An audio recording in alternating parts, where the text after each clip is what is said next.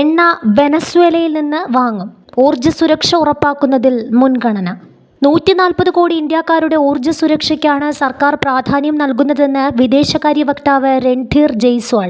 വിപണി സാഹചര്യങ്ങളും അന്താരാഷ്ട്ര രംഗത്തെ മാറ്റങ്ങളും കണക്കിലെടുത്ത് ഊർജ്ജ സ്രോതസ്സുകൾ വൈവിധ്യവൽക്കരിക്കുക എന്നതാണ് ഇത് ഉറപ്പാക്കാനുള്ള സർക്കാരിൻ്റെ തന്ത്രമെന്നും റഷ്യയിൽ നിന്ന് എണ്ണ വാങ്ങുന്നത് നിർത്തി അമേരിക്കയിൽ നിന്നും വെനസ്വേലയിൽ നിന്നും ക്രൂഡ് ഓയിൽ വാങ്ങാൻ ഇന്ത്യ സമ്മതിച്ചുവെന്ന പ്രസിഡന്റ് ട്രംപിൻ്റെ അവകാശവാദത്തെക്കുറിച്ചുള്ള ചോദ്യത്തിന് മറുപടിയായി ജയ്സ്വാൾ മാധ്യമങ്ങളോട് പറഞ്ഞു. 140 കോടി ഇന്ത്യക്കാരുടെ ഊർജ്ജ സുരക്ഷ ഉറപ്പാക്കുന്നതിനാണ് മുൻഗണന നൽകുന്നതെന്ന് സർക്കാർ നിരവധി തവണ പരസ്യമായി പ്രസ്താവിച്ചിട്ടുണ്ട്.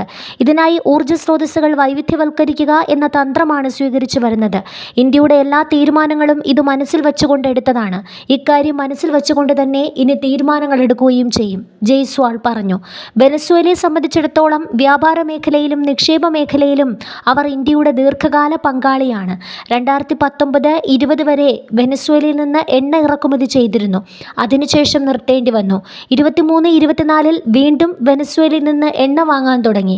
പക്ഷേ വെനസ്വേലയ്ക്കെതിരെ ഉപരോധങ്ങൾ ഏർപ്പെടുത്തിയതിനു ശേഷം എണ്ണ വാങ്ങുന്നത് ഇന്ത്യക്ക് വീണ്ടും നിർത്തേണ്ടി വന്നു. ഊർജ്ജ സുരക്ഷയോടുള്ള സമീപനത്തിൻ്റെ ഭാഗമായി വെനസ്വേല ഉൾപ്പെടെ ഏത് എണ്ണ വിതരണത്തിൻ്റെയും വാണിജ്യ ഗുണങ്ങൾ പര്യവേക്ഷണം ചെയ്യാൻ ഇന്ത്യ തയ്യാറാണ്, വിദേശകാര്യ വക്താവ് കൂട്ടിച്ചേർത്തു. അമേരിക്കൻ പ്രസിഡന്റ് ട്രംപുമായി പ്രധാനമന്ത്രി നരേന്ദ്രമോദി ടെലിഫോണിൽ സംസാരിച്ചു. പകരച്ചുങ്കം കുറച്ചതിന് പ്രസിഡന്റ് ട്രംപിന് പ്രധാനമന്ത്രി നന്ദി പറഞ്ഞു. ഇന്ത്യയിൽ നിർമ്മിച്ച ഉൽപ്പന്നങ്ങൾ 18% എന്ന കുറഞ്ഞ താരിഫിൽ അമേരിക്കയിലേക്ക് കയറ്റുമതി ചെയ്യുമെന്ന് പ്രധാനമന്ത്രി സൂചിപ്പിച്ചു.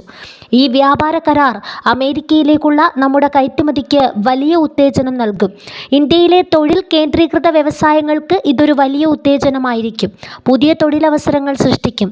നമ്മുടെ ജനങ്ങളുടെ വളർച്ചയും സമൃദ്ധിയും സൃഷ്ടിക്കും.